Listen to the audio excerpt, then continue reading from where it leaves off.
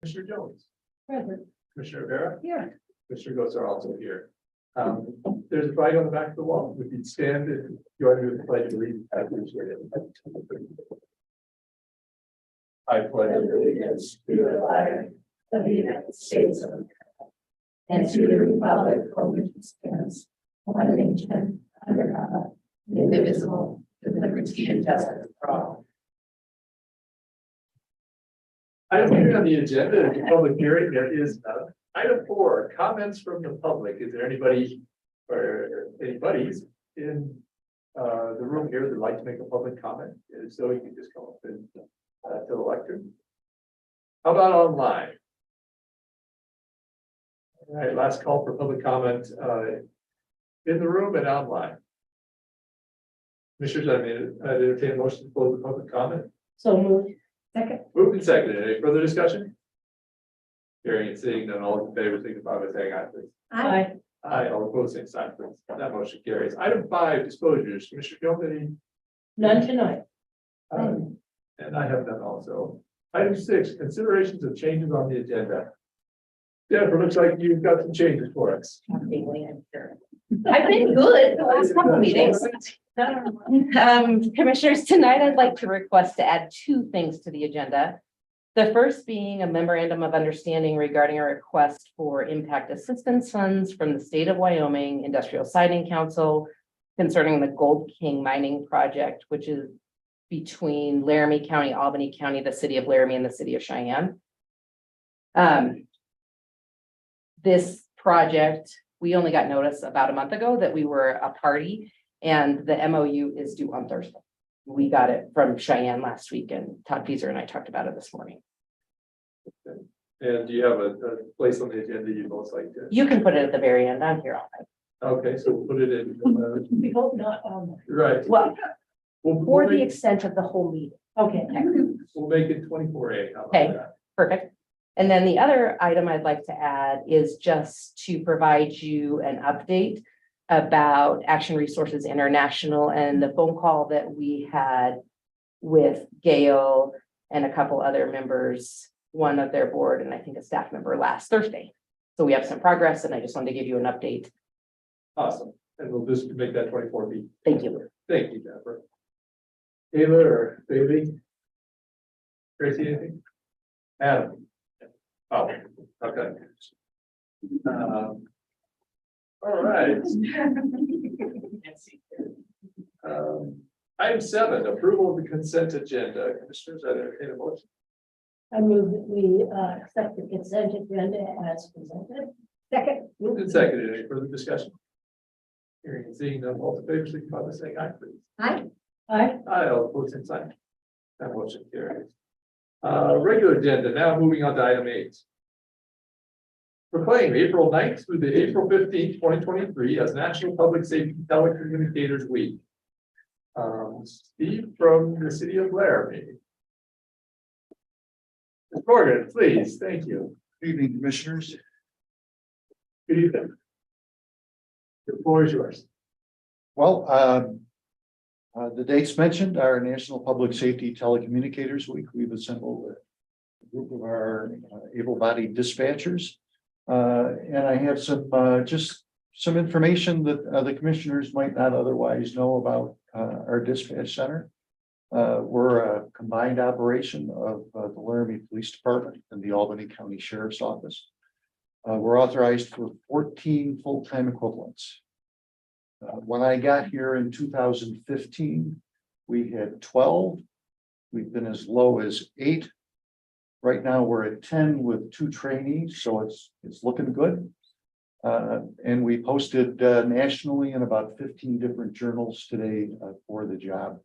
We need to cast a wider net. The dispatchers typically work 42 hours a week.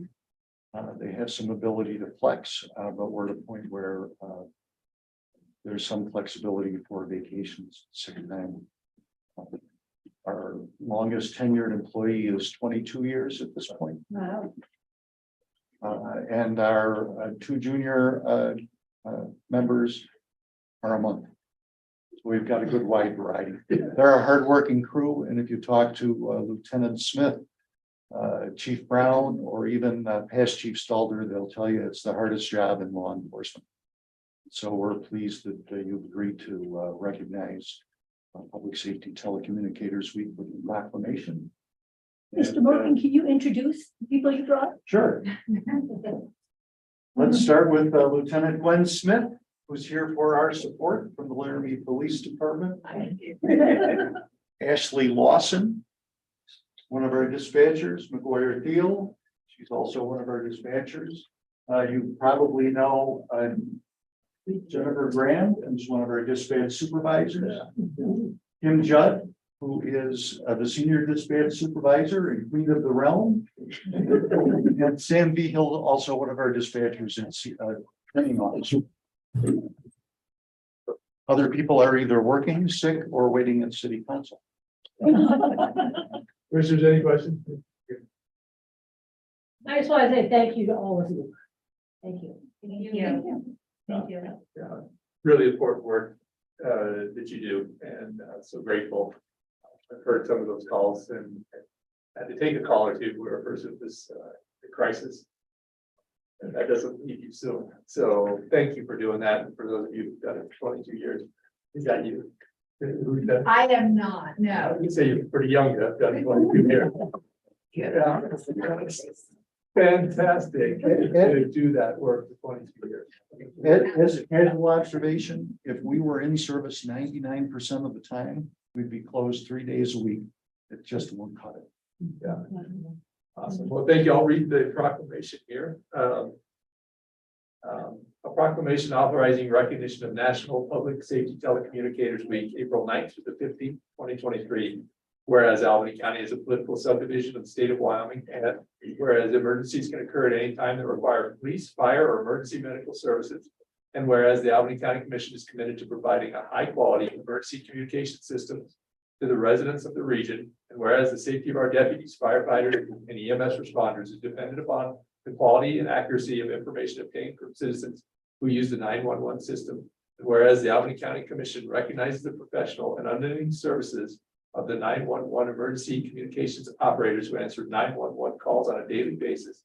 And whereas the 911 emergency communications operators are the link between people calling for help in an emergency situation and the emergency response agencies who arrive on the scene. And whereas the 911 emergency communications operators are the true backbone of the 911 system.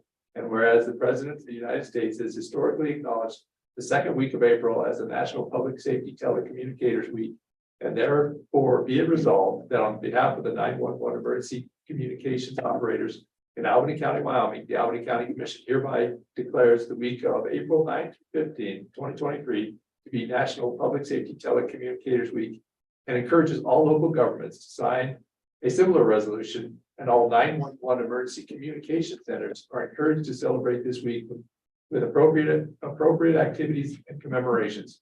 Resolution adopted by the Albany County Commission on this 21st day of March 2023. Thank you all very much. Really appreciate it. Mr. Chairman, would it be possible and appropriate for the dispatchers to get a picture with the commissioners, the sheriff, and the lieutenant? And by the way, Chief Brown sends his regards. He's a Smile.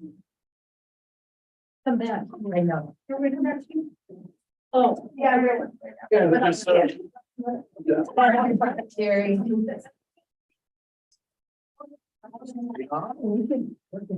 on that. I can't see. Come on, choir. Here, come here. Here.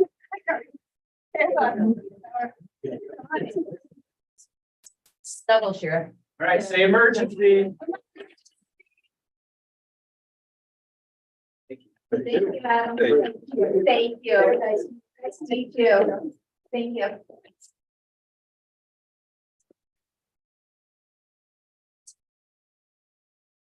All right, that's the way to start off a meeting. Thank you all. Thank you. Item 9, present for, oh, yeah, Thank you. I didn't get a motion for item 8. So moved. Second. Second, yeah. Moved and seconded. Any further discussion? Hearing and seeing none, all in favor signify by saying aye, please. Aye. Aye, all opposed, same sign. That motion carries. Item 9, present for approval, tax roll correction for the Hillman Group, Inc., and authorize the county treasurer to issue a refund in the amount of $61.32. Good evening, commissioners. I am standing in for Chelsea. She is at a very important basketball game with her daughter and didn't know she would have service. So what this is there were 2 accounts for the Hillman Group. They've since discovered it, or it's deleted one. It resulted in giving them $61.32 back, which in the grand scheme of things, 13% of that is the county's. So whatever that equates. It's very little. Hardly worth the paperwork, huh? I didn't entertain a motion for item 9 if you don't have any questions. I move that we present, that we approve item 9 as presented. A second. Moved and seconded. Any further discussion? Hearing and seeing none, all those in favor signify by saying aye. Aye. Aye. All those opposed, same sign. That motion carries. Item 10, present for approval, resolution 2023-008, resolution supporting the United Way of Albany County's Community Impact Cooperatives Community Heart and Soul Project. Bailey, please, thank you. Good evening, commissioners. The resolution in front of you is actually started as a letter of support. Tim reached out to me with United Way and said that they actually need a resolution. The company that they're using needs a resolution and not just a letter of support. So it's just, you're pretty much same wording in resolution form. All right, and that resolution is 2023-008, resolution supporting United Way of Albany County's Community Impact Cooperatives Community Heart and Soul Project. Whereas Albany County sees an opportunity for a stronger future for its culture, economy, and residents through participation in United Way of Albany County's Community Impact Cooperatives Community Heart and Soul Project. Whereas Community Heart and Soul is a resident-driven process that engages the entire population of a town in identifying what they love most about their community, what future they want for it, and how to achieve it. Whereas the 3 guiding principles of Community Heart and Soul mirror the desire of Albany County leadership when considering future initiatives, involve everyone, focus on what matters, play the long game. Whereas after determining what matters most to residents, Community Heart and Soul distilled this down into heart and soul statements to provide guidance for future decisions. And whereas Albany County Commissioners support United Way of Albany County on an ongoing basis, will continue to partner with them for Community Heart and Soul. Now therefore, the Board of County Commissioners of Albany County, Wyoming resolve that the foregoing recitals are incorporated in and made a part of this emergency resolution by this reference. And that the Board of County Commissioners of Albany County will provide support to the Community Heart and Soul Project where possible and appropriate, including but not limited to meeting space and assistance, disseminating information about Community Heart and Soul via the county's website, social media outlets, and other means of communication. And then it says passed, approved, and adopted this 21st day of May 2023, the Board of Commissioners of Albany County, Wyoming. I entertain a motion for item 10.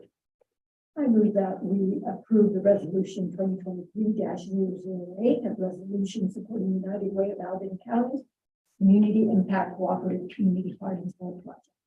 Second. It's been moved and seconded. Any further discussion? Hearing and seeing none, all those in favor signify by saying aye, please. Aye. Aye, all opposed, same sign. That motion carries. Thank you, Bailey. Item 11, present for approval, grant application to the Wyoming Department of Agriculture for the Emergency Insect Management Program grant in the amount of $105,753.55 for mosquito control services and resources. Bailey. This is our annual insect management grant that we submit with the state. Pretty much the same as last year. However, I did reach out to Rock Creek. Kenny Curry at Rock Creek has decided that they do not want to participate this year. They cannot find anyone to do their flyover spraying. He had a hard time last year and he did not want to do it this year. But we have left the door open for future if they would like to join back up. And as you can see in the application, I did still include them. They are still considered a district. They have paid all their dues. So we did leave them in there in case they want to partake again. But there is a couple people here. I don't know if they want to speak, but Dave Whitman said he wanted to be here, but Fair Foundation is meeting tonight. So he couldn't make it. But I don't know, Lindsay or John, do you guys have anything you want to add? I just wanted to say we appreciate the support. Our program probably would not be as functional as and efficient without the support, we just don't have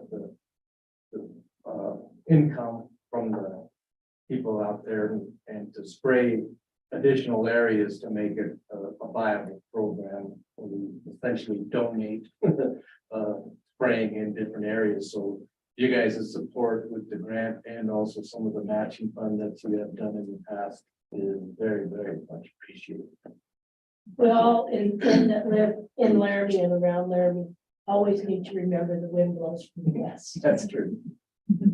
That's correct. And this program is very specified. This funding is to controlling vector mosquitoes that harbor West Nile virus. So this isn't like they're just going out and spraying news and stuff. This is directly a health benefit to those landowners and residents that live in rural areas as well as the city of Laramie, because the wind does blow and those mosquitoes do move into town. And if these guys do not have their program, those mosquitoes end up in town and they end up in town anyways too. Yeah. This is critical to getting West Nile kind of pushed down, so it's not a big deal in our county, getting rid of a lot of those mosquito numbers that we carry that west. And I do want to add that going in with this application, the only thing you're committed to is the 6,000 amount for the city to pay for our testing of those mosquitoes that we need to. The other match, once we hear back from the state, I hope mid-April, which is usually what it is, then I'll be approaching you again to include additional match for Big Laramie and Little Laramie, like you've done.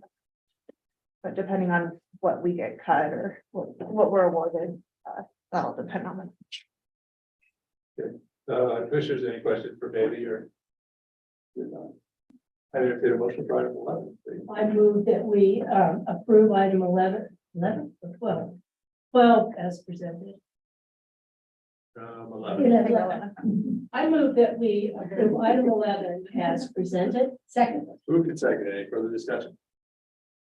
Hearing and seeing none, all those in favor signify by saying aye. Aye. Aye, all opposed, same sign. That motion carries. And we're gonna get to talk to Bailey a lot tonight. Oh, so- yeah, I am the agenda, basically. If you didn't have a grant manager, you'd have nothing on this agenda.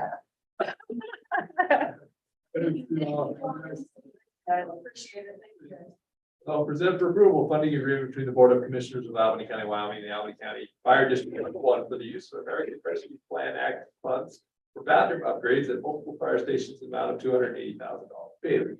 So as we went through our feels like hundreds of agreements for ARPA, this one did just get missed. It was actually written up and everything. I had the draft. It just never got put in front of you to be signed.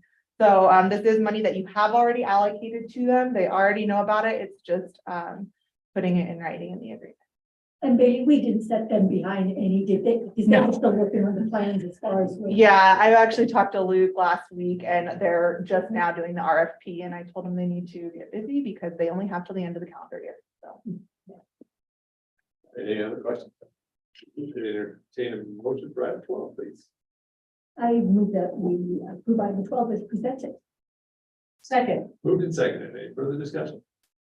Hearing and seeing none, all in favor signify by saying aye, please. Aye. Aye. Aye, all opposed, same sign.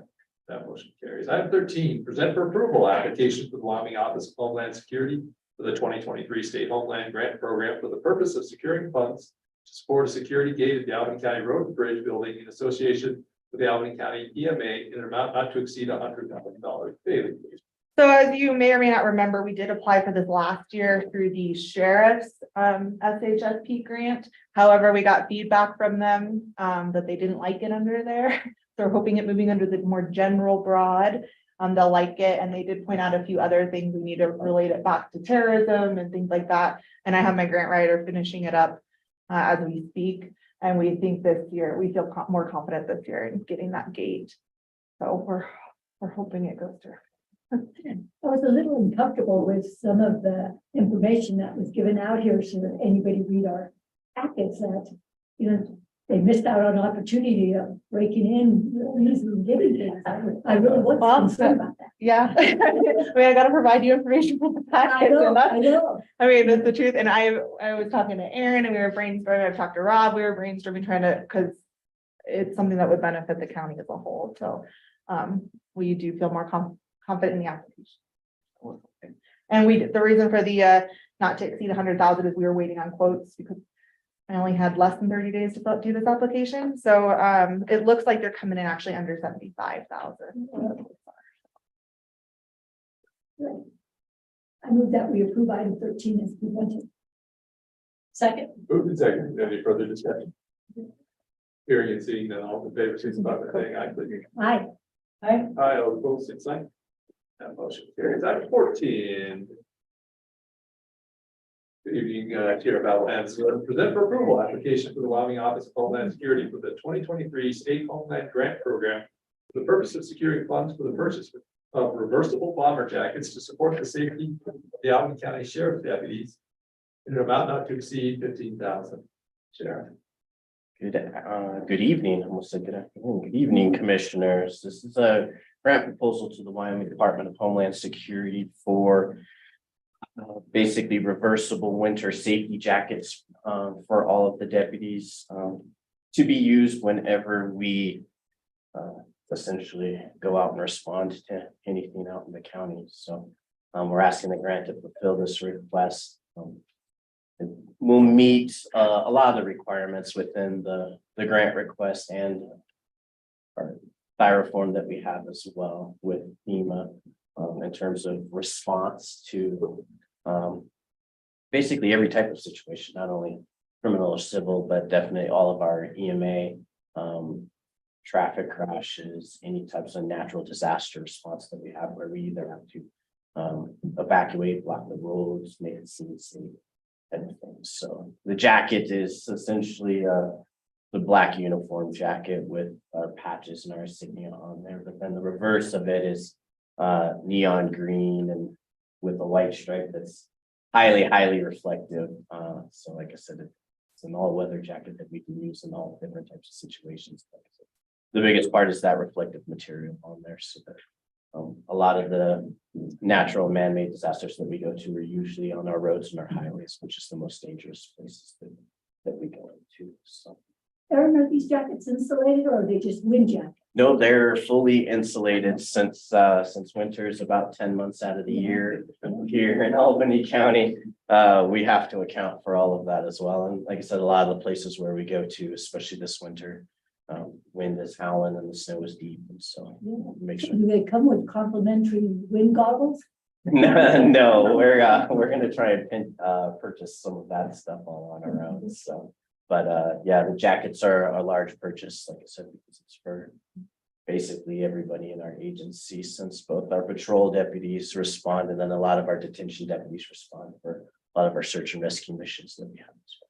Well, since they don't come with goggles, they come with gloves and face masks. We've already purchased hats and we're in the process of purchasing gloves. I'm trying to get my deputies to get on the gravy train with the goggles. Some of my deputies are a little bit more fashion conscious than I am. It's trying to relay protection is more important than fashion is a difficulty that I'm navigating right now. So. Aaron, how do these jackets hold up? Is it something that you're gonna have again next year or? No, the reason why it's $15,000 is because we are purchasing a pretty high level jacket, so that. And are they just washable? There has a thin slit on there. When we looked, I don't remember it being machine wash. I think those have to be. Well, the patches were on there, then a lot of times patches can't be washed. Yeah, so I think that they have to be dry. I can check for that, but no, It's not gonna change my mind. oh no, it really might have the thing that needs in it. Jackets are, like I said, are expensive. I think they're $350. So goes the world. Yeah. So until the climate changes around here, it's a piece of equipment that we found is a necessity and be able to be used. They're not like Mountain Hardware or some outdoor. Company. No, we looked at a public safety company. I think Yeah. long time ago, we purchased. I think they were North Face jackets, but that was some time ago. I think maybe double digits. there's not a lot of people with those jackets left. So. So you say just that. Well, that's okay, baby. Got it. But that's the thing. But there's different sizes, so I mean, once the deputy leaves, then we'd have to purchase another one. So Okay. we tried to add the request a little bit. Oh, yeah. So that we could purchase new ones for any new deputies that come in within the next year. Oh, that's a nice looking jacket. So, yeah, but out of the SHFP grant, what they decided this year is they want the counties to prioritize their requests. I've talked with Sheriff, I've talked with Kate. We feel that the priority is the gate for road and bridge and not the jackets this year, so that's what we're gonna, Yes, tell them. so this is for the most part secondary. Okay. So, because we know that gate's pretty important. We prioritize. Well, people not freezing to death is pretty important. It is, but we do, in terms of not only the importance, but the amount of money that we would be asking for the Department of Homeland Security would be better used to prioritize the gate here at Road and Bridge than the codes. I can find other means to, especially outside the county, to try and purchase those. Will it jackets. come down to that, one or the other? Is it It rare could. that you both? We don't really know. So the things that happened this year is YDOT did their ARPA funding for radios. That gave any county across the state access to radios. So we put in our request, we put in the full request that Kate needed, which was like $150,000. We got half of that. So one of the questions I asked Homeland was, because radios were funded by YDOT this year, are you guys gonna fund radios through Homeland? And in a wraparound response, it was maybe not kind of thing. So that's why we feel that the gate it could happen this year. But that also means there's counties that may not request anything either, if they're not gonna request radios. So then it does have the chance. But I mean, since I've been here, there's years we've gotten both the sheriff and the general, there's years we've only gotten one, there's years we request 3 applications, because coroner puts one in. It really just depends. So every county puts in, almost every law enforcement agency puts in, as well as other state agencies too. And so, like it is with any other grant, there's multiple applications and one pool of money, and only so much can go can only go to certain places. So Homeland Security has made changes this year where they've asked us to prioritize what those asks are, mainly so that they don't fund something that isn't necessarily a priority in the town or a county. So, like I said, in terms of our application, like I said, we're asking for permission to go ahead and submit this grant, but it is secondary to that. Okay. I entertain a motion for 14 then, please. I move that we approve item 14 as presented. Second. Moved and seconded. Any further discussion? Hearing and seeing none, all those in favor signify by saying aye, please. Aye. Aye, all opposed, same sign. That motion carries. Item 15, present for approval. Thank you, Sheriff. Subcontract award for high intensity drug trafficking area. HIPAA funding with the Wyoming Division of Criminal Investigation and the Albany County Sheriff's Office for January 1st, 2023 through December 31st, 2023, in the amount of $75,186. Yes, this is our subcontract award with Rocky Mountain HIDA for the position of one field training, or not field training, sorry, one field officer in conjunction with Wyoming DCI to do those investigations with us. Grant pays for salary and benefits. Like 35% of From the benefits, they tax. do not pay for health insurance. Right. For that one position, so it renews every year. I said, we've been lucky to have it renewed every year as well. That's the request that we're putting towards you today. Commissioner, any questions? We entertain a motion for 15 then, please. I move that we approve item 15 as presented. Second. Moved and seconded. Any further discussion? Hearing and seeing none, all those in favor signify by saying aye, please. Aye. Aye, opposed, same sign. Carries. Item 16, present for approval memorandum of understanding between the Board of County Commissioners of the County of Albany, Wyoming, by and through the Albany County Sheriff's Office and the Albany County Supervised Treatment Program for law enforcement services, the amount not to exceed $650 per month from October 1st, 2022 through September 30th, 2024. Bailey, Heather, Heather, Or Aaron, I mean. No, Heather. Either way. Heather, go ahead, please. The floor is yours. You commissioners, and thank you, Sheriff. This MOU is one that we have had in place in the past with the Sheriff's Department. Historically, it's been Sergeant Houston to have a member of the Sheriff's Department on our court supervised treatment team.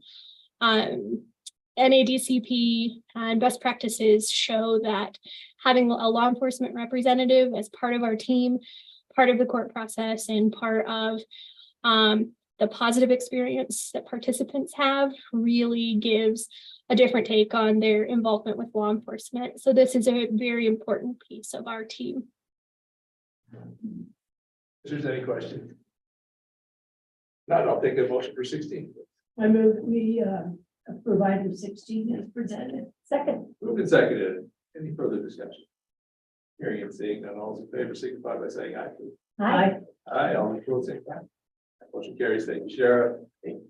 17, present for approval memorandum of understanding between the Albany County Sheriff's Office and the Albany County Court Supervised Treatment Program, agreeing to a collaborative partnership regarding reentry services for eligible ACTSTP participants. Heather, I'm guessing it's you. Yes, sir. Yes. Thank you again. This memorandum of understanding was specific to this BJA grant that we'll talk about in just a few items. Our working relationship with the Court Supervised Treatment Program has always been fabulous with the Sheriff's Department and jail staff. This is just memorializing that if we're awarded this grant, understanding that we would start reentry services focusing on employment and education, as well as transitional services that a participant might need coming out of jail. And this is just kind of putting that into a formal agreement for our grant application. Commissioners, any questions? No. Motion for 17, next, please. I move that we approve item 17 as presented. Second. Moved and seconded. Any further discussion? Hearing and seeing none, all those in favor signify by saying aye, please. Aye. Aye. Aye, all opposed, same sign. That motion carries. Item 18, present for approval memorandum of understanding between the Wyoming Department of Corrections and the Albany County Supervised Treatment Program, agreeing to a collaborative partnership regarding reentry services for eligible ACCSTP participants. Heather, I'm guessing you again, please. This is our memorandum of understanding for the Court Supervised Treatment Program between Wyoming Department of Corrections for their services that they will provide as far as a probation agent. We used to have this agreement in place. It surfaced with application for this BJA grant that our MOU with DOC had expired. So we're just essentially updating it. It's for the purpose of the BJA grant, but it's good to have in place as far as roles of each department. Commissioners, any questions? No. Entertain a motion for 18, please. I just have one question. Sure. Heather, so how long does this MOU serve? Is it a yearly thing? Will serve for 3 years. The prior ones, I'm not totally sure, but this one will be for 3 years. I'd entertain a motion for 18, then, if no further questions. I move we approve item 18 as presented. Second. Moved and seconded. Any further discussion? Hearing and seeing none. Go ahead. Did somebody have a question? Oh, okay. Moved and seconded. Seeing no further discussions. All those in favor, signify by saying aye, please. Aye. Aye. All opposed, same sign. That motion carries. 19, present for approval, grant application to the Department of Justice for the BJA fiscal year 2023 Second Chance Act, improving reentry education and employment outcome funds in the amount not to exceed $900,000 from the October 1st, 2023 through September 30th, 2026. For funding to help with reentry services for Albany County Court Supervised Treatment participants. Heather Bailey. I will definitely have Bailey's swinging back up for me. If I mess anything up. So this is the culmination of all of the work that we have worked to put together over the last month. The BJA grant, as it indicates, is a 3-year grant. Really focuses on the reentry piece. So it would be residents of Albany County because we're looking at applicants for the drug court program. And we would incorporate these services into our existing program. So it wouldn't be additional people we were bringing in. It's going to provide additional services to our current numbers that we serve. Last year, or over the last year, in looking through numbers, we had approximately 24 people that we worked with during incarceration that came out from incarceration that this grant would benefit. And again, focusing on incarceration in our detention center here. This grant would be requesting funding for a new position, which would be a reentry coordinator, that their role would be really focusing on collaborative relationships with partners in the community, some education partners and some employment partners. We have officially gotten a partnership with Wyoming Workforce Services. They've agreed to formally partnership with us as part of this grant. The Albany County School District has agreed to partner with us for employment as part of this grant. I'm waiting on the final sign off from the university. So I don't have an official yet, but we do have those two as far as employee partners. And then the education piece, helping apply for financial aid, exploring what, education opportunities that a person would have. The big piece of all of this is that, of course, we're also providing the substance abuse treatment, the supervision, the accountability, as well as the cognitive behavioral piece, changing, thinking patterns, providing problem-solving skills, which research has shown really increases chance for reducing recidivism, so no reoffenses, and then increasing success through work and school. So all of this coming together, there's no match required from the county. It would be something that we would, that Bailey, of course, and Brady generously would help me manage, but also having this extra position to help build those relationships in the community. Thank you, Heather. Anybody have any questions? Yeah, We have, from the budget I sent you, we've made just a couple changes. We added in a 2% indirect cost, total about 17.5 or 17,500. And then we decreased additional trainings. After Heather looked, there wasn't really any additional trainings that were expensive, so we decided to add in that indirect cost. But that should be your only changes. Heather, when are you looking to fill this reentry position? Realistically, depending on when we hear if we're awarded the grant or not, I would love to start as soon as we got the word. Anticipating that if it's not until September or August that we hear, we would have to post it. I've worked with HR and we have a job description put together, and we would be able to post that relatively quickly and then anticipate the hiring process. I would love to say by October 1st. However, in the grant, I did give the first 3 months as getting a new staff hired, training. And so I would say somewhere between the October, January. Okay, and Heather, correct me if I'm wrong, but in your program already, there is a component, or I don't know if it's actual requirement, but there is a component about having employment anyway, right? So this, with these 3 that you're trying to get on board, in school district, UW, and all, these would be resources to try to hire something like Climb does. Yes. So Yes. it would be resources for your participants in drug court to possibly get jobs in these 3 areas. And so the community partners that we have established right now with workforce services and the school district. So workforce, of course, provides services to all residents. What we would have in our partnership with this reentry coordinator would be able to start the process while they're incarcerated. So working on getting them registered with workforce services, updating resumes, filling out application. And really even going back before that, we are looking at, when some of the trainings that Bailey had mentioned is a work readiness survey or evaluation and a work skill evaluation to really see what they're interested in and good at.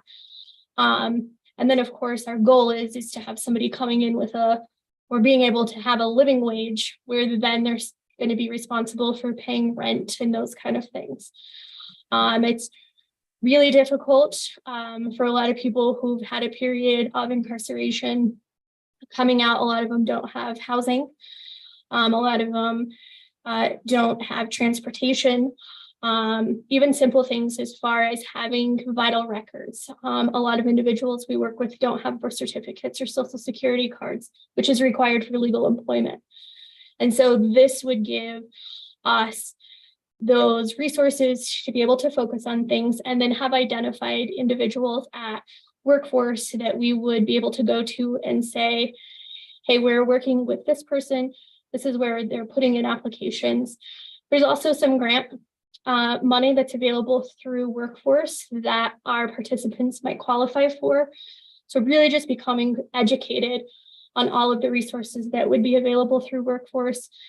And then school district, we would have an identified person through HR, where if there's openings that are available that our participant would meet the requirements for, then we would talk with them, help submit the application, help submit the resume, prepare for interview, those kind of things, being able to fill a gap in employment history and talk about things appropriately. And then what we would propose, and as part of the grant, is that some of these community partners, the grant allows for us to subsidize wages if the employer so chooses to do that. This is a brand new thing for me, and Jen and Bailey have been very helpful. But that is part of the benefit of this grant and having those community partners, is that there is a possibility of us subsidizing those wages, as well as providing case management. So communication with the supervisors, knowing that somebody is going to be at work, that somebody has been sober, that they have all these positives going on in their life. And then, of course, the program could provide whatever support managers need if somebody's struggling or not showing up. We might be able to address that more on the front end than after they've gotten fired. And then things spiral from there. So. That's great, Heather. And this person, this reentry coordinator, would be supervised by you. Okay. And Jen, this is just for the grant application. We would have to have MOUs with the 3 entities down the line. Yes, if we're awarded the grant, we would get the MOUs in place at that time. Thank you, Heather. Thank you. And Heather, did you anticipate any residential addiction services for somebody who's had a history of having a hard time overcoming that in this grant? We would not for this grant pay for like a residential treatment center. We right now facilitate those applications. So if somebody comes in with a residential treatment level, we already do that as far as helping apply, get applications sent off, paperwork together. So that would absolutely continue. Laramie, unfortunately, doesn't have any sort of transitional housing. And so for housing assistance for this, we would look at providing a temporary transitional housing, say a long-term motel for a couple months so that rent is paid. Or ideally, what we would love to do, and this is part of the technical piece that would be worked out, if somebody's working and is solid with work, we would have hopefully the funds to be able to provide maybe a first month of rent and a deposit. And then after they have that chunk of time working steadily, then they would be able to take over that. But that would be, again, looking at affordable housing and depending on transportation. So that would be where that reentry coordinator would be super helpful. Of course, we would also communicate with those local partners like Interfaith and all of that. I anticipate with ERAP ending at some point, we'll have more people that are struggling with some residential instability. And this definitely builds in. We've built in so much per participant for those transitional services. And that could be anything from, like, say, those vital records up to housing assistance, up to childcare. If we have a single parent that can't work because of childcare, this could give a subsidy for, say, up to 60 or 90 days to assist with that. Thank you. And it is ending June 30th, 2023. That is the hard date, and there is no going about it. So thank you so much. I really like the vision of this program, and I think it'll really be helpful. Thank you for your work, Heather, for Bailey and Jennifer, you guys thinking about some of those other things that are so important, the housing, the childcare that so often is forgotten. I entertain a motion for 19 if there are no other questions. I move that we approve item 19 as presented. Second. Moved and seconded. Any further discussion? Hearing and seeing none, all those in favor signify by saying aye, please. Aye. Aye, all opposed, same sign. That motion carries. Item 20, present for approval, request for proposal for the drug testing services for participants of the Albany County Integrated Juvenile Treatment Program and the Albany County Court Supervised Treatment Program, and direct the clerk to advertise. Heather Bailey. You'll be sick of me by the time I'm done with this. So last but not least, our contract for drug testing services for both our adult and our juvenile program expires in June. The contract is over the minimum amount or maximum amount, I guess, to word it. We need to put out the bid for services. Jen has worked with me on getting the RFP updated. And so this would just be to put it out for bid for the next 2 years is what we're anticipating. Okay. Commissioners, any questions? Heather, do we usually get options, or just one person submit or one agency submit, or do we usually have some options? I have a better understanding of this before. I do think that last time this went out, there were 2 applicants and then it was selected. I anticipate hopefully more. I am going to, once it's approved and to be able to be sent out, I'm planning on contacting the urgent cares, the drug testing services that are in the community, and just let them know that it's going to be out there. So. Very good. Okay, thank you. Any other questions? I entertain a motion for 20 then. Move that we approve item 20 as presented. Second. Moved and seconded. Any further discussion? Hearing and seeing none, all those in favor signify by saying aye, please. Aye. Aye, all opposed, same sign. That motion carries. Item 20, present for approval, request for proposal for the drug, we already did that, right? 21, present for approval, a contract between the Board of Commissioners of the County of Albany, Wyoming, and Education Health Center of Wyoming, Albany County Community Health Clinic for tobacco and opioid prevention services in the amount not to exceed $18,600 from January 1st, 2023 through June 24th, 2024. Bailey. So this agreement, part of the deliverables for the prevention grant is items of tobacco. That's something that Andrew and Tracy have decided to contract out with the Albany Community Health Clinic.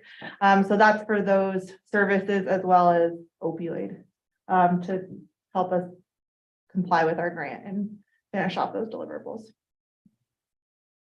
Commissioners, any questions? Not, I'll take a motion for 21, please. I move that we approve item 21 as presented. Second. Moved and seconded. Any further discussion? Hearing and seeing none, all in favor, signify by saying aye, please. Aye, opposed, same sign. Motion carries. Thank you, Bailey there. Thank you, Heather, for previous. Appreciate it. Item 22, present for approval. Opioid settlement agreement between the Board of County Commissioners of the County of Albany and Teva, Allergen, CVS, Walgreens, and Walmart, and direct County Attorney Kurt Fritzius to sign. Jennifer. So this is the latest settlement agreement. We had the original one that was the larger settlement agreement with the manufacturers. This is the next round of settlements. With those 5 listed agencies. It's very similar to our last MOU. With one change, the Teva settlements, there's a difference between some of the counties hired independent representation to help them with the settlement, and some of the counties did not. And that's consistent across the country. So in a meeting that Kurt was in, I believe last week, what the proposal is that's coming from the state and the counties that was agreed to with the county attorneys in general was the Teva settlement is the only one that those independent attorneys worked on within Wyoming. So that portion of the settlement will go 75% to the municipalities and counties and 25% to the state. The portions that are attributed to Allergan, CVS, Walgreens, and Walmart will go 65% to the state and 35%. Oh no, switch that. 35% to the state and 65% to the municipalities and counties, which is the same as what our prior settlement was. It's only the Teva one that has changed so that we can get everybody to sign off, because if we have full participation of all of the counties in the state, there's a priority level for the funding. And if we have full participation from everybody, it puts us in that first priority level. So that's why we're trying to get this all done. And Jennifer, do we have actual numbers? We don't have the distributions between that will come out of this. There are total numbers that I think are coming to the state or that they have proposed. Can't remember what they are right now. That's okay. Bailey knows. I don't know this agreement or this MOU, but the previous one, the first one, I believe is about 52 million to the state of Wyoming, and then it's broken out into percentages, and Albany County percentage is like 1.3, whereas the city of Laramie is like 3.4 or something. But after talking with Tracy, after talking with Jennifer, we kind of felt that this money would do best under the grants office because there is reporting we do have to do with it. Brady and I have met more with Jennifer. I don't have a plan yet on how I would recommend handling this. And the thing that's bothering me the most is because I don't know how much we're getting. Every other grant we have, we know how much we're getting, you know what you guys can then do with it and how that goes from there. But that's my biggest struggle at this point. And, you know, I've had 6 applications due at the end of this month. So that's just something else too. But I mean, we're still working on something. I'm still waiting to see like what's really going to come in with this to then recommend to you what I would think would be best for Albany County. Right. And the way it worked with that original settlement was we signed all of the settlement paperwork, and then later when they were doing the final settlements at the federal level, then we got a report of how much was coming to the state that was then broken down to the counties. And I can't remember what the amount is. I'll look and see if I can find it though on the opioid website.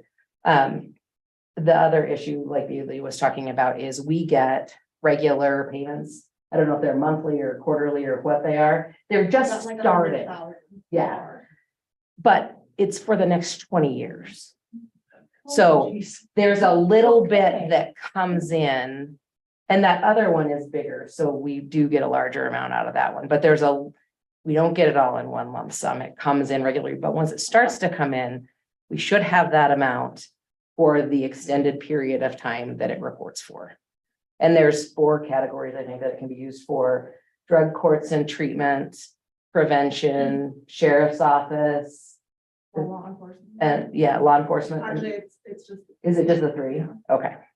So we'll have to figure out once we know, and once we've had a chance to actually look down and see we were talking about waiting until all of these settlements come in. The first one started last year. Then we have this one, and then I think there's one or two more that are, We just, according to the tracker, Walmart, we just joined Walmart's. Walmart, Walgreens, CVS, Allergan, and Teva. This is, Endo. Yep. Is still being negotiated. yeah. And there were deadlines as to when you could join these lawsuits. Yes, and those we have already filed to join them. The state did that, and we did that as the county a long time ago. And so that carries over for all of these. It just depends, like, these are all lumped together. They settled them all in a group, like they settled the first ones in a group. And there's that one more, maybe. So, Purdue, yeah. So there's a couple more. So we'll get a couple more of these type of MOUs, likely relatively quickly. Now, well, relatively quickly in the legal world, we'll probably get one or two a year to get the last ones done. But then we'll know overall how much money from all of these grants we will have that's coming in on a regular basis. So we know then, or the board will have a better idea of how you want to distribute those and in what percentages to which of the areas that are eligible for funds. And just so you all know, I am on monthly calls with prevention at the state level. He's having calls about this. Laramie County has already started spending the funding. They're doing a charm program, which I'm still a little unsure what that is. And then Natrona County is actually combining their funds with the city of Casper. I don't know exactly what they're doing with it yet, but they've decided to combine all their funds, which sounds a little interesting. Very hard to track. But so there are counties that are spending it. There are other counties that are just like us that are like, we don't know how much we're getting. So how can you start spending if you don't know how much you're getting? But Cheyenne and Laramie Laramie County and Natrona County, Cheyenne and Casper, they're so much different. They're getting so much more than us. So they can go ahead and start spending. Are there deadlines for spending? I don't think so, given that they're paying it out over 20 years. I'll look to be sure, but I don't think, I don't think, You have a month to spend it. right. I don't think so. Are there any other questions? So this, we have Kurt on our original one. We did Kurt as our representative. So he got it via DocuSign. So if it's okay with you, he will sign this agreement and all of the exhibits to it, which are the forms for each of the individual settlements for all 5 of those. Any other questions? Any motion for item 22? Thank you, Jennifer. I move that we approve item 22 as presented and direct county attorney Patricia to sign. Second. Moved and seconded. Any further discussion? Hearing and seeing none, all those in favor signify by saying aye, please. Aye. Aye, all opposed, same sign. That motion carries. Item 23, present for approval. Professional services agreement and scope of work between Dakota Hills Consulting LLC and the Board of County Commissioners for the purpose of guiding Albany County in attaining a county enterprise resource system and direct the chairman to sign. Tracy. Good evening again. If you remember back to our first meeting in January, we had Alex, or no, it was Jason, one with Carver, Flork, and James present the audit. And we had some findings. Some of those findings could have easily been prevented with our new accounting software. Our accounting software doesn't present fund balances in an easy way. It doesn't handle transfers in an easy way. It's hard to maintain. I'll give you one specific example. The specific purpose tax, we maintain it in liability accounts so we can keep those balances separate for the approved projects. They don't like that at all because then we have to manually tell them these are expenditures, these are revenues. And so it becomes a whole manual nightmare. I was thinking some, pain somewhere, but another thing with an ERP system, there's many things that can be integrated with it. We can do payroll, we can do HR, we can do grants management, which I think would make Bailey's life and agenda items much easier. There's also possibilities of fleet management. Of course, my priority is accounting software and of course payroll, because payroll is an accounting function. Another thing, we cannot do accruals on our software as it is now. We are set up on a cash basis. It's been that way in my 20 years that I've been with the county. With GASB pronouncements, we need to be doing accruals. Accruals, just a quick rundown for anybody that might be listening that aren't familiar with accounting terms. It puts the expenditure or the revenue into the period that it really was earned or spent, or ordered. You order your office supplies in June, but pay them in July. They really need to be in June. And with this, I was speaking with Malia Brown, who's the Chief Operating Officer for the city of Laramie, and she was telling me that they were going through this process of an ERP, looking for an ERP system, and she highly recommended Mike Monroe, who's on the line there, with Coa Hills as a consultant, and he can help take all these accounting things that I know into the IT world that him and Adam will know, because Adam will be involved closely, and help us figure out what it is exactly that we need and coordinate so many things. So I'll let Mike introduce himself and explain his role. Good evening, Mike. Good evening. I'm Mike Monroe. I'm the CEO and founder of Coa Hills Consulting. We've been in business since 2010, helping mid-sized cities and counties select software. It's kind of a specialty to be able to understand what the functional requirements of an organization like yours are, understanding the vendors, and having worked at a ERP, enterprise resource planning company, for many years before I started this company. I have a background, my team has a background in projects, selection, demonstration of software. So we've worked with lots of counties and cities to come up with functional requirements, and we can leverage that and then interview the staff at Treasury, County Clerk, and IT staff to come up with the Albany County specific needs requirements that might be a little different than another county. Then what we can do is help moderate some product demonstrations with some vendors and help the county make a good decision with this fundamental building block of their accounting, HR, payroll, and fleet management, perhaps in the future. Super. Commissioners, any questions? Yeah, Go I have ahead. a question. How, Ms. Monroe, as far as this ERP, it's heavy on the accounting side and all. How does that really translate into HR? Because sometimes when it's like that, HR loses out. Or if you're going solely for an HR system, then the accounting side loses out. How does this balance out? Is it strong enough in the HR component?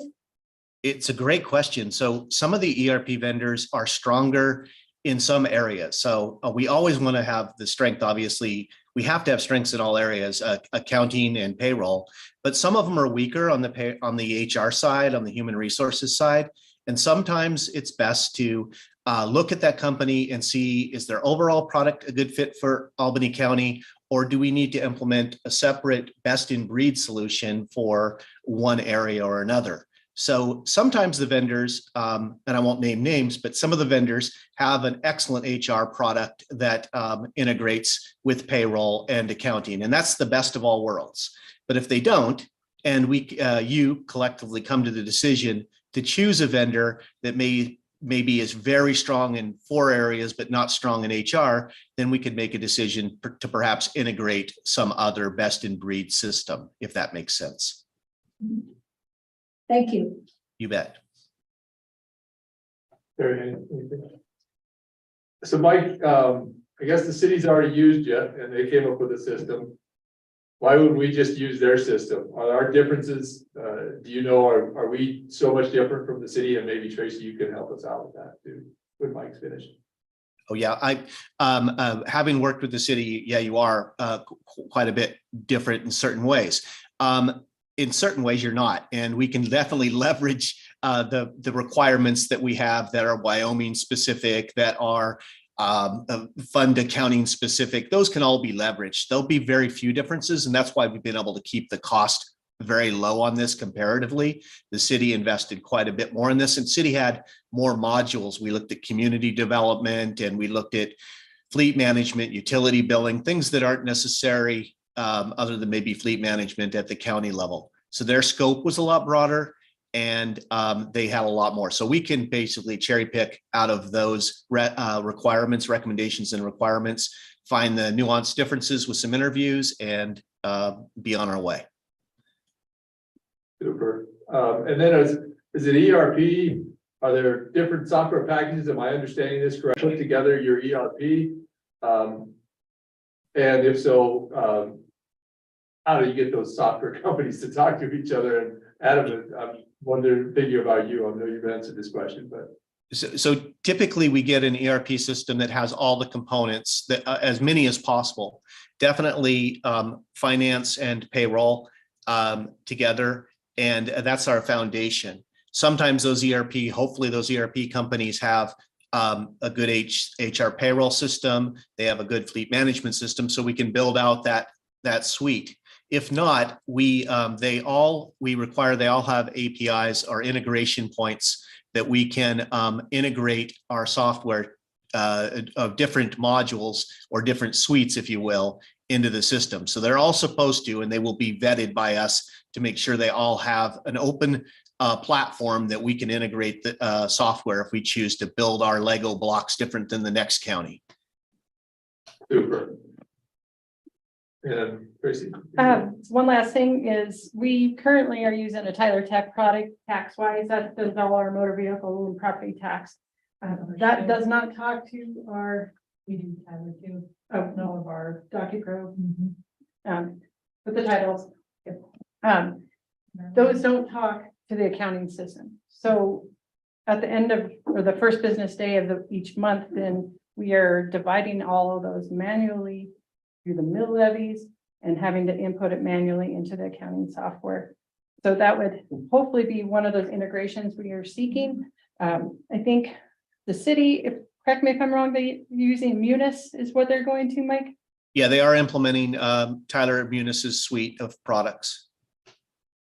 Of course, Tyler would integrate seamlessly with TaxWise, but are they maybe the best fit for us? Maybe not. I don't know. That's why we want this process. Super. Any other questions, commissioners? Mike, about how long will this take? Do you think that you can put together a product or set of products that works together pretty well? Yeah, our engagement will be about through June or July for the selection, and then the implementation will vary by vendors, but it's usually for finance about a year or so to implement and add another 6 months on, 18 months. So the whole project could be about 2 years. It could be a little quicker depending on the scope and how we implement, but I use a rule of thumb of 18 months to 2 years. Super.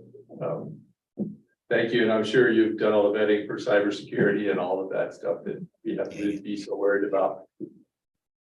Yes. Awesome. I'll still ask the question. Right. I was gonna say. All right, commissioners, entertain any motion to have with 23 or any question? I move that we approve item 23 as presented. And directly decide. No, and direct the chairman to sign. Second. Moved and seconded. Any further discussion? Hearing and seeing none, all those in favor signify by saying aye, please. Aye. Aye, all opposed, same sign. That motion carries. Thank you, Mike. Appreciate it. Thank you. Thanks, Tracy. Item 24, discuss HAMP CPI funding for fiscal year 2024. Bailey. So I received an email last week or so from our contact at the state regarding our TANF CPI funding. Usually it's an application every year. However, this year they want to just extend, basically extend our current agreement to a second year, awarding us the same amount of funding as we received last year, which was $110,250. With this, what they've decided, or what they're letting the counties decide on is how you want to handle your subrecipients. As you know, your subrecipients of this grant are Cathedral Home, Big Brothers Big Sisters, Interfaith, and Klein. So, there's a couple options I'm gonna recommend, and if you guys think of another one, I'm all for it. One of the things you can do is just award them the same amount you awarded them last year. And then they would just need to turn in a new budget on how they're gonna allocate those funds. The one thing that is changing in this is, like Commissioner Gosar said, ERAP is ending June 30th. So this does allow those same services to be paid through for TANF participants through the TANF CPI dollars again, like it used to be. This really, we think, will only affect interfaith, as the other participants don't really do those services. So yeah, the one option is you give them the same amount as last year. The other option is letting them know we have what we have to allocate, and they can just all go put it in whatever they would like, and then you guys. One recommendation I would like you guys to think about today is, this is something we usually do, request an indirect cost. This is something I've been bugged by the state about, requesting indirect cost. So I'd like to request a 2% indirect cost, which is $2,205. If you are okay with moving forward with that, that's something I can certainly put in my email to the subrecipient. The way that they're doing it this year, we are not allowed to accept any new applications. It can only be the 4 applicants that we've had previously. And the only other applicant I've ever seen is my front door, and even last year they didn't apply for it. So whatever you guys would like to do, just let me know and I can move forward. Well, Bailey, what one what one works best to go through the grants office? Either, I'm fine with either way. I really am. Because there's only 4 applicants, it's not that hard. If you give them the same amount as last year, I feel like Cathedral Home only got 14,000, whereas Interfaith got 38,000. It's just a little unfair, I guess. Maybe give Cathedral Home the opportunity to request some more funds. But they may not have a need for more funds either. I mean, these funds are so specific on what the subrecipients can use them on, that they really only have a certain need for them. So, I mean, if you guys do want to let them go ahead and ask for whatever amount, that's certainly fine. And then I can go in and put a little worksheet together, give you a couple of recommendations from there. It doesn't take much time at all. So I would like you guys to do whatever you would feel like. I will work on either end, and it shouldn't, either way should not take very long. So Bailey, you're saying that the process doesn't necessarily require that these 4 subrecipients reapply as an annual. No, I mean, they sent us like a application type thing. It's not really, they're not calling it an application because we're not really going through the application process. However, it is the budget and the statement of work. So they still have to let us know what they're doing, and that the funding is going to fall within that statement of work.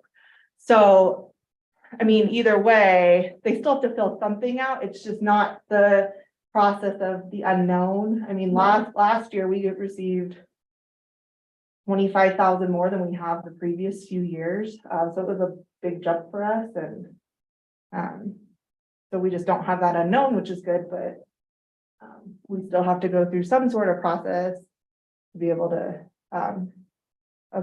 allocate our subrecipients. Speaking for myself, I'd actually like to see them put it in their request for funding, find out what exactly they did with last year's funding. Did all of them spend it? Well, and then here's the tough thing. We're only 1 quarter in to the to the last grant, so you won't know. Because this grant runs off the federal fiscal year, so it starts October 1. I mean, I guess we're coming up on 6 months here, Right. but right now, and by the time I need these applications you'll only have the first quarter data. Well, I think, I agree with Sue that I think it would be nice for them to make an application for what they'd like. Okay. Yeah, I agree. Okay. I think Interfaith had a, ERAP, and so they might request more. Yeah. Because those dollars have disappeared from housing. Yeah, and I don't want it to be just an automatic. I think it should be a little bit more fair process. If we see that the people home needs more money, or big brothers, big sisters, something. Yeah, so I'd like it to be a process of giving something. And then the other thing, so in this grant, we're only allowed to ask for 10% administration fees. So that's why I would like to kind of get your okay to put in a 2%, because that 2% does take out of the applicant's 10%. And I don't want to have to go back and tell them, no. Are you guys all okay with that? Okay, perfect. Okay, I will send out the email this week. Let them know. Thanks, Bailey. Thank you, Debbie. All right, 24A, the MOU for impact assistance with Gold King mining. Yes. So I emailed this to all three of you this morning because I just got it back from Todd and I wanted to know what the city's position was as well. This mining project is entirely in Laramie County. And all of their proposed access comes out of Cheyenne on Happy Jack and onto Laramie County roads, or I-80, then to Happy Jack and over. So there's no part of the project itself is in Albany County, no part of the roads or any of that is in Albany County. And the city of Cheyenne and Laramie County, the only requests they are making for industrial siting funds for this project are it's essentially their per capita costs. They take their county budget, the entirety of it, divide it by the number of people in the county, get a per person cost, and then they multiplied it times the number of workers in this 18-month period of construction. So that's what Laramie County and the city of Cheyenne both did.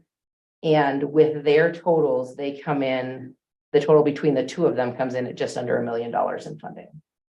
So the conversation that Todd Fieser and I had, and that he was going to present to council, I believe this evening as well, is given that no part of the project is in Albany County and the impacts to Albany County are minimal, because I think it's like 20 miles from Cheyenne to get to the project location. It's like 38 from Laramie or something by the time you get off on all the roads and go back between, the project sits between Happy Jack and I-80.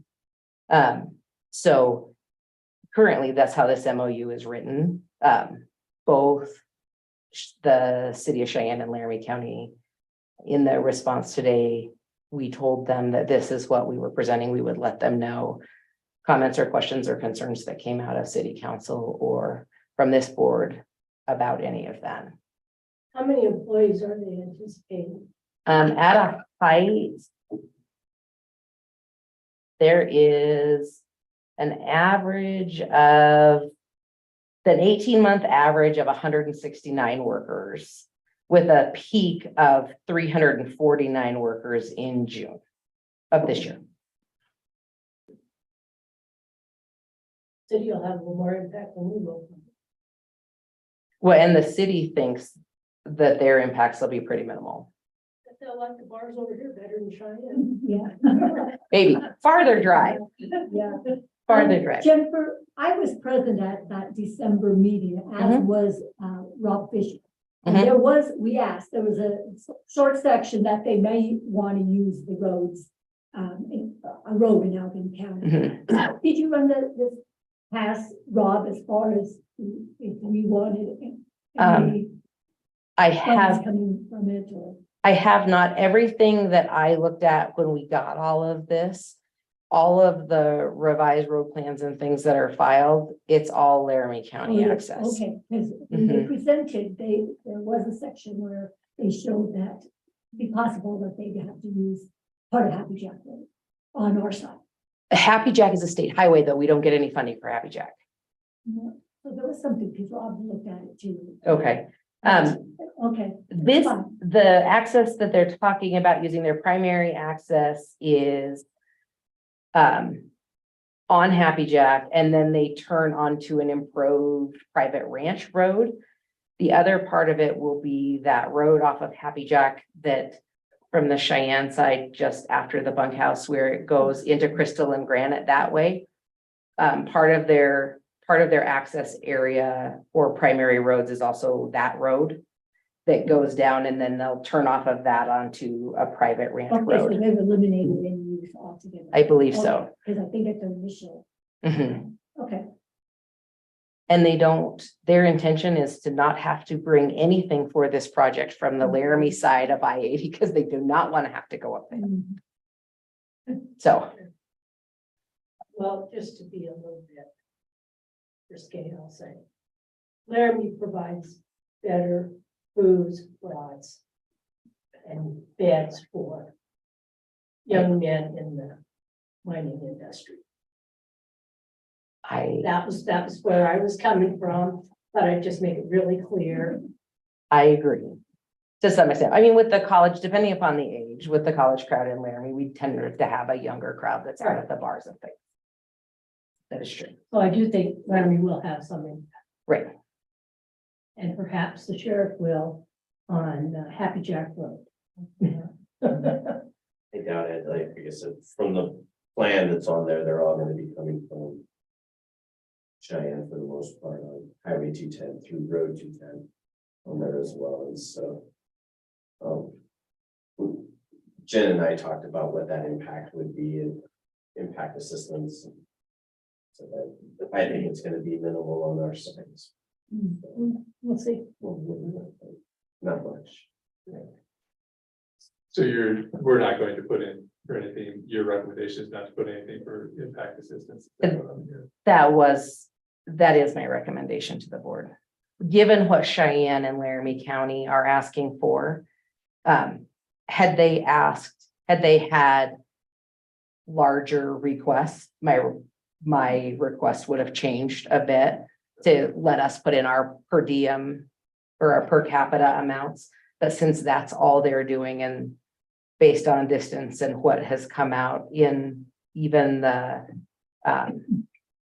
gold mines, when they do their economic impacts, their assessment is that it will likely be almost entirely from Laramie County. I just thought it was easier for us to not fight the fight with industrial siding. I think you're exactly right. And maybe buy it, yeah, but maybe buy us a little goodwill going forward on another project too, when they know we were in the primary on this one. And we have said, because of the nature and location of the project, we're not claiming anything. They can't say we're being greedy. Exactly. So, but if you would like me to do something different, I'm happy to take that back. I think that's a good recommendation. Surprised with Laramie County and Cheyenne, quite honestly, I'm guessing they think that it might not be going forward, right? That's a really low amount for that in your county. I got the impression from Mark Foss, who is the county attorney in Laramie County, and also one of the county commissioners from Laramie County called me. I cannot remember his name right now. Both of them said, historically, this is what Cheyenne and Laramie County have done. They don't make specific requests, especially because of how difficult industrial siding has become. Yeah. So they have, for their last one, is what Mark said, they had done a similar thing and then they didn't get a lot of pushback from industrial siding and they were happy with that. All right. So. Fair enough, commissioners, do we need a motion or do you just need guidance? If it is okay with you to sign the document that was emailed to you today, then I would ask that we sign it and then get it back to Cheyenne, since the deadline is the 23rd. Alternatively, if you'd like more time to look at it, we can sign it on the 4th and get if you're agreeing in general to the terms, we can get an extension from industrial siding to extend the deadline for the return of the MOU till after the 4th.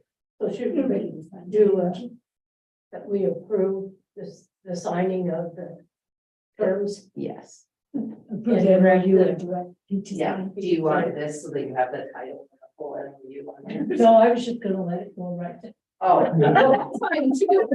I just, if somebody was gonna read it, I'll give you my copy. Yeah, the memorandum of understanding regarding the corporate request for impact assistance funds from the state of Wyoming Industrial Siting Council concerning the Gold King mining project by and between Laramie County, Albany County, the city of Laramie, and the city of Cheyenne, Wyoming.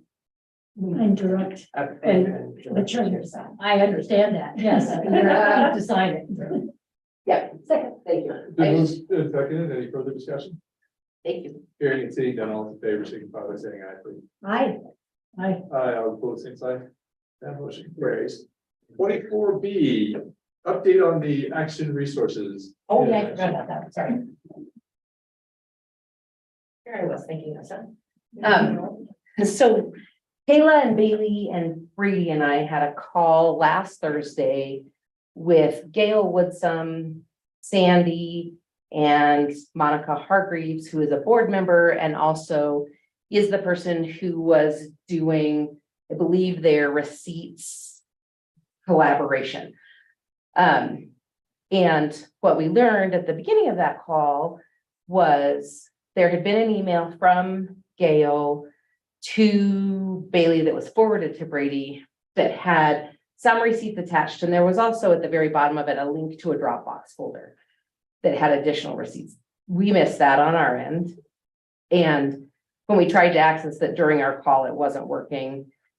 I don't know why. It had been a while. So we tabled our discussion of the receipts on both the recovery plan and the emergency plan because they were going to and did send us a Dropbox link that had all of their receipts with their spreadsheets for each of their categories. And we got that. Our call was Thursday afternoon and we had that Friday morning. So that was super helpful.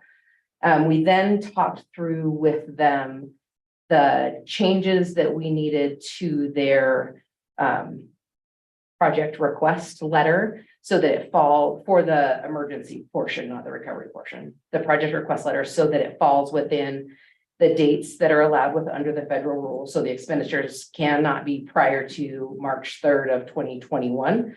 And they have to expend all the funds by December 31st of 23 because our deadline is December 31st of 24.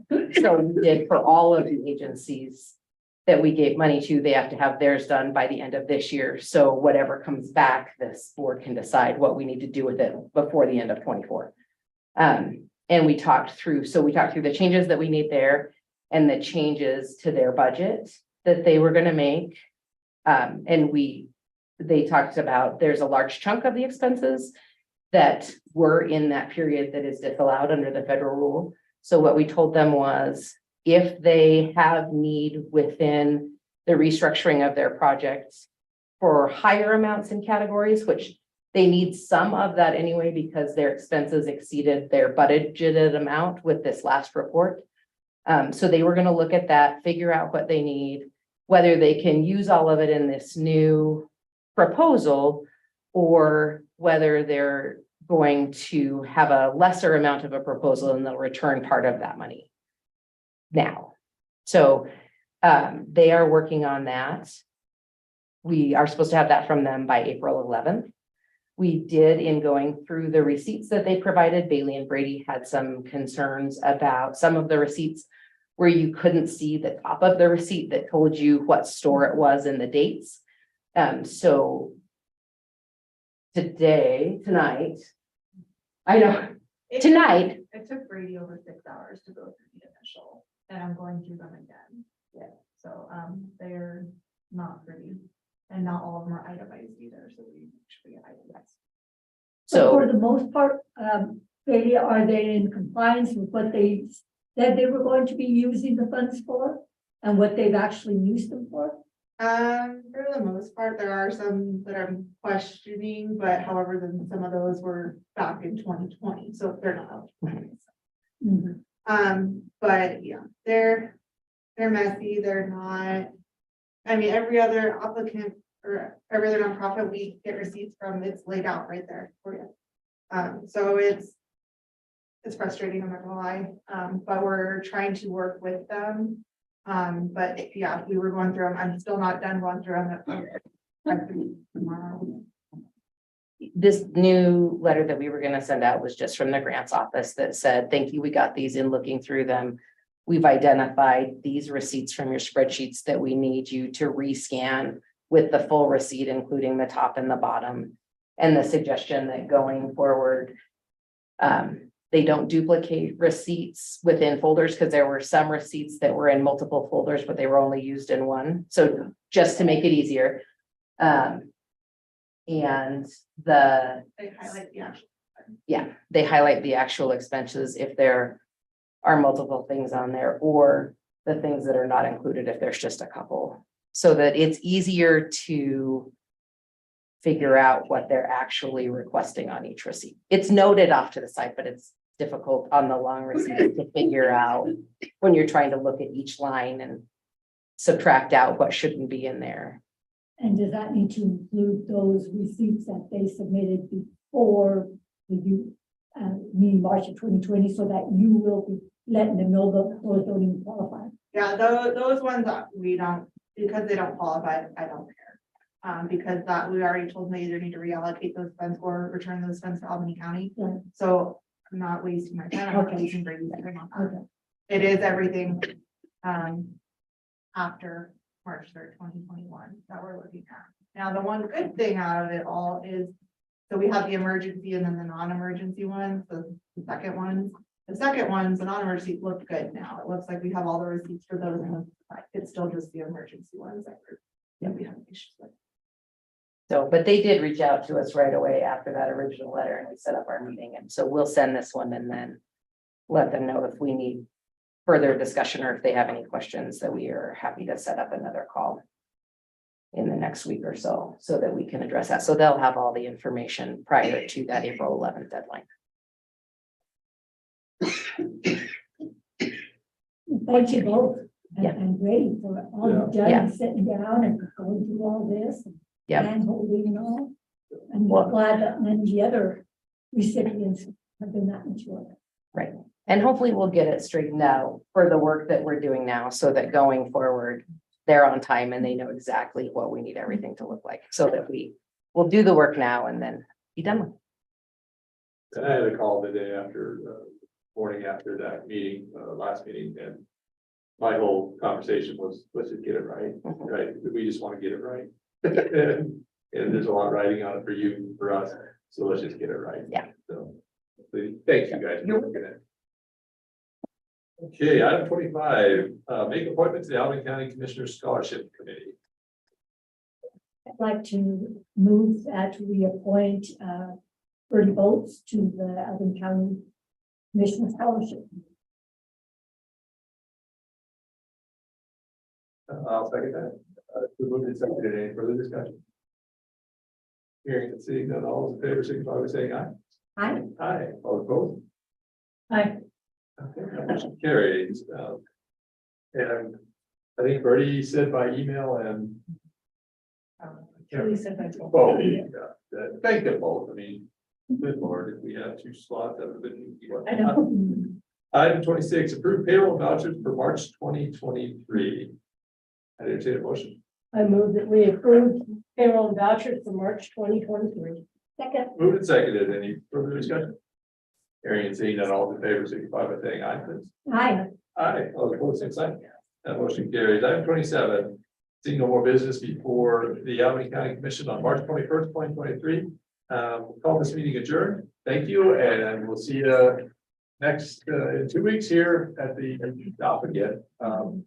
Thanks, everybody, for attending, staff, Adam.